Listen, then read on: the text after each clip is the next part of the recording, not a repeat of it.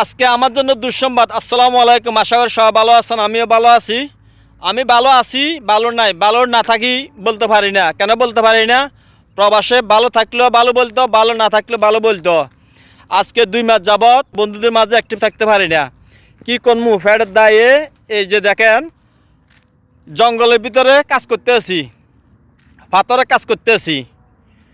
আজকে 2 মাস যাবৎ আমার বন্ধুদের মাঝে অ্যাক্টিভ থাকতে পারি না, বন্ধুদের ভালোবাসা নিতে পারি না, বন্ধুদের ভালোবাসা দিতে পারি না। কী করবো? করার কিছু না। প্রবাসে তো মনে করেন আল্লাহ ফ্যাট একটা দিছে, দেশে মা বাপ ছেলে মেয়ে আছে, করার কিছু নাই।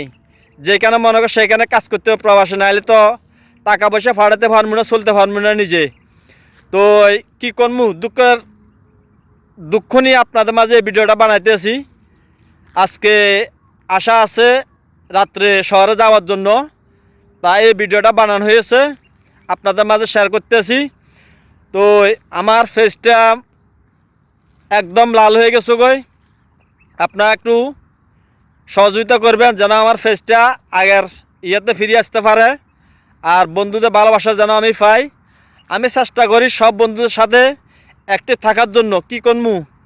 এমন জায়গাত কাজে গেছে, এখানে কোনো নেটওয়ার্ক নাই, কোনো ওয়াইফাই নাই, কিছু নাই, সব বিচ্ছিন্ন। এই যে দেখেন, আমি দেখাইতেছি, এই যে সবগুলা কাটা গাছ, সবগুলো জঙ্গল এখানে, বুঝছেন? এখানে গরু খামার, ওটার খামার, ছাগলের খামার, আর কিছু নেই এখানে। কোনো ঘর বাড়ি নেই, বসত কোনো ঘর বাড়ি নেই।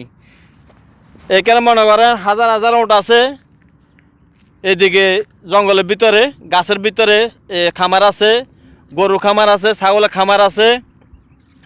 আমাদের কত প্রবাসী বাইরা এই জঙ্গলের ভিতরে থাকে, মাসকে মাস, বছরকে বছর।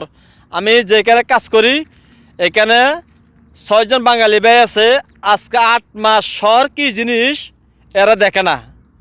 তাহলে দেখেন, আমরা প্রবাসীরা প্রবাসে কত কষ্ট করি, কত শ্রম করি। হেয়ার পরে এই রেমিটেন্স বাংলাদেশে পাঠাই। হেয়ার পরও আমরা বাঙালিরা রেমিটেন্স যুদ্ধ হয়ে আমরা কত লামসানা ভোগ করতে হয় এয়ারপোর্টে, তার কোনো শেষ নাই।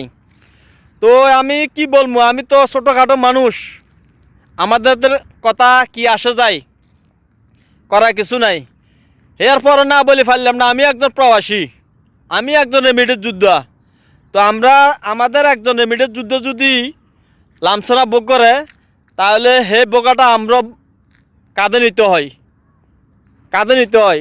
এটা আমাদের সব প্রবাসীদের ভোগান্তি হয়।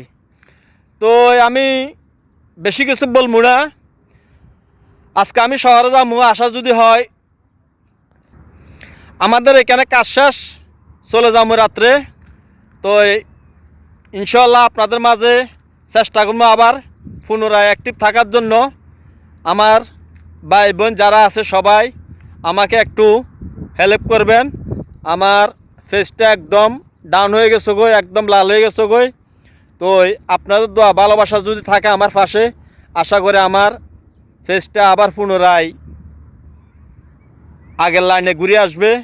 তো আমি আর কি বলবো, আপনাদের দোয়া ভালোবাসা নিয়ে বিদায় নিয়ে চলে যেতেছি। আসসালামু আলাইকুম।